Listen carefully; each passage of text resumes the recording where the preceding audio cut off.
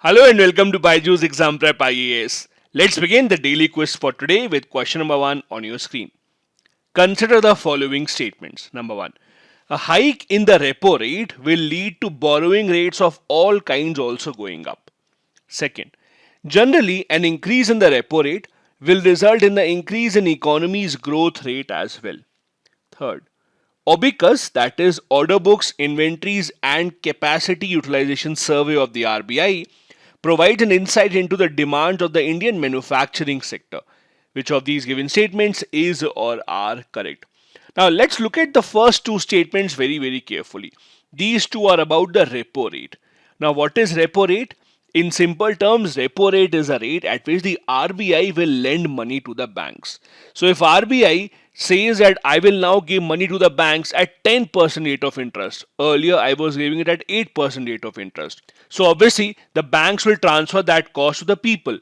So obviously if the repo rate rises, let's say it goes 10%, was earlier 8%. So obviously the borrowing rate will also increase because now the banks will also give loans at a higher rate of interest. So first is correct.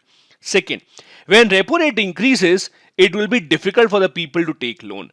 It will be difficult means lesser money in the hands of the people, lesser money in the hands of the manufacturing and other industries. So in effect, increasing repo rate will actually slow down the economic growth.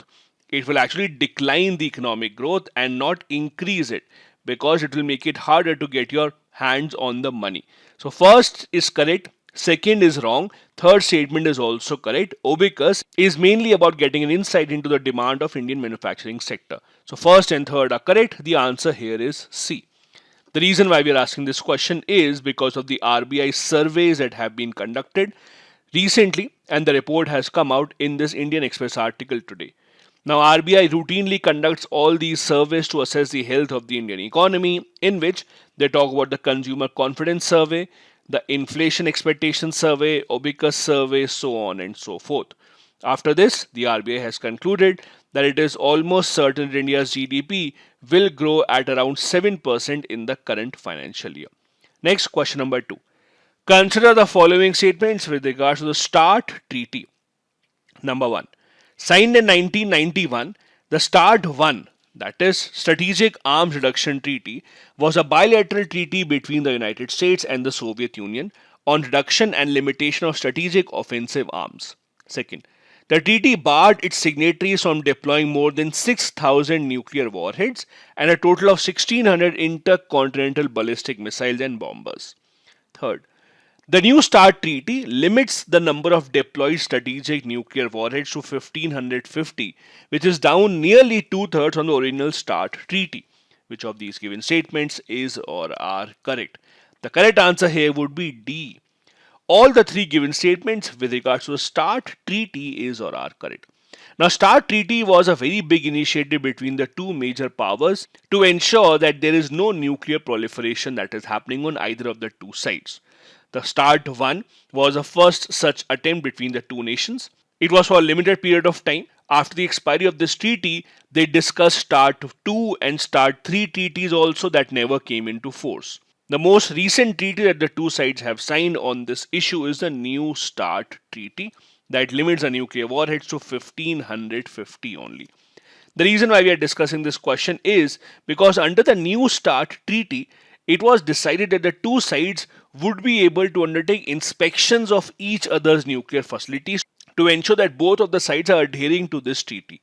However, now because of the rising tension between the two sides, Russia has now said it will not allow its weapons to be inspected under the START nuclear arms treaty by the US officials. They said that these inspections created an undue advantage to the US because they knew about how many weapons Russia has, where do they have them, and that is against their national security. These are the treaties that were signed between the two sides. As I said, after START 1, we had other treaties also which the two sides were trying to sign, but in the end it was a New START Treaty of April 2010 that became the latest of the treaties between the two sides. Next, question number 3. Consider the following statements with respect to the Commonwealth Games. Number 1. The motto of 2022 Commonwealth Games was "Sport is just the beginning." Second, Unlike the Olympics, para-athletes also participate in the same Commonwealth Games, making it the first fully inclusive international multi-sport event. Third, 2022 Commonwealth Games were the first global multi-sport event to have more events for women than men. Which of these given statements is or are correct? Again, the correct answer here is D. All the three given statements with respect to the Commonwealth Games are correct. As you know, for Olympics, we have a separate para Olympics for para athletes and we have separate Olympics for the other athletes. But with Commonwealth Games, this is not the case. Since the past few editions, even the para athletes compete in the same Commonwealth Games in a different category. So that is why it is considered as the first fully inclusive international multi-sport event. In 2022, for the first time ever, we had more women events, we had more women gold medal winners as compared to males. That is why the correct answer is D. As you know, the Commonwealth Games of 2022 recently concluded with India winning 61 medals. Although this is a decline from the last time, but you have to understand the major reason is that shooting was not a part of the Commonwealth Games this time around, where we won a lot of medals the last time. Similarly, archery was also not a part of the Commonwealth Games this time around, where we would have won many medals. That is why this tally, although it is lower than the last time, should be appreciated much more. Next, question number 4. The Porcupine strategy often seen in the news is related to which of the following? Strategy for asymmetric warfare. Second, strategy to avoid next pandemic. Third, strategy to counter illegal trafficking of exotic animals. Or fourth, strategy to preserve endangered wildlife species. The correct answer here is A. Strategy for asymmetric warfare. Porcupine, as you know, is a rodent but has very sharp snipes or quills that actually protect it against the larger animals. So porcupine itself is a very small animal, but because of the structure of its skin and the body, it is protected against the larger predators. This is a strategy that is in news because when a bigger country like China plans to attack a smaller nation such as Taiwan, what can they actually do? And this is where porcupine strategy comes into the picture. This doctrine was proposed in 2008 by the US Naval War College professor William S. Murray. He talked about this strategy as being very effective for smaller nations because when they are attacked, they can actually use this to ensure that there is extremely high cost for the attacking nation and they think twice before attacking the smaller nation. Next, question number 5 is a previous year question from 2022. With reference to the Indian economy, consider the following statements. Number 1. If inflation is too high, the Reserve Bank of India is likely to buy government securities. Second, if the rupee is rapidly depreciating, RBI is likely to sell dollars in the market. Third, if interest rates in the US or European Union were to fall, this is likely to induce RBI to buy dollars. Which of these given statements is or are correct? Now you can answer this very easily if you're keeping an eye on what is happening in the Indian market right now.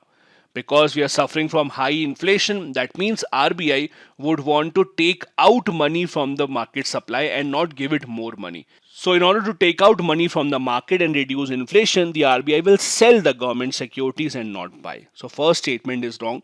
And if you want to eliminate, you can easily get to the answer. This is B. So pretty easy question. Second statement is correct. This is what RBI is doing. As we discussed a few days back also in our CNA, that our forex reserves is decreasing because RBI is actually selling dollars in the market to increase the dollar supply. Because a lot of dollars are now being taken out of the Indian market because the interest rates in the US and European Union are actually increasing. So the third statement is also correct. The correct answer would be B. 2 and 3 are correct. The first is not. Next, we have a fact of the day, and today we will be discussing about India's solar power ambitions. The people who have written this article are professors at IIT Kanpur, so they obviously know what they are talking about. In this article, they say that the reason why India has been performing really well in our solar power projects is because of the solar photovoltaic cells. In the past few years, India has drastically increased its capacity of generating and making use of the solar photovoltaic cells. In 2010, it was less than 10 megawatts, and now we have achieved 50 gigawatts by 2022. In fact, by 2030, India is targeting 500 gigawatts of renewable energy deployment. out of which over 50%, that is 280 gigawatts, is expected to come just from solar photovoltaic cells.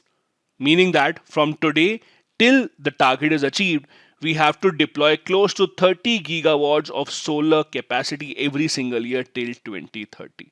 However, there are some challenges in between, and this article actually talks about those challenges.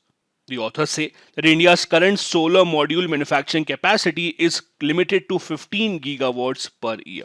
Thus, we have to ensure that we actually have a robust supply chain.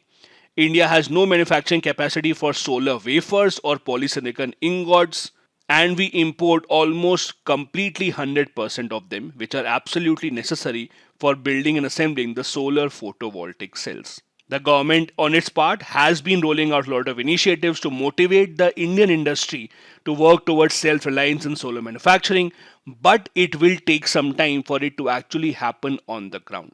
There's also a huge gap on the supply of the raw material in the supply chain as well. The silicon wafer, which is the most expensive raw material while building the solar photovoltaic cells, is not manufactured in India, and India has to import it from around the world, mainly from China, which also is one of those points where India has to work. Apart from this, India would also have to establish the state of the art manufacturing facility in the long run for cells, modules, raw material, etc. Because although we may achieve the target by 2030, but it's a continuous effort and we can't just sit back on our laurels. All these things have to be taken into consideration by the government to achieve our solar powered dream. This is it for today's daily quiz video. Thank you so much for watching. Have a great day ahead.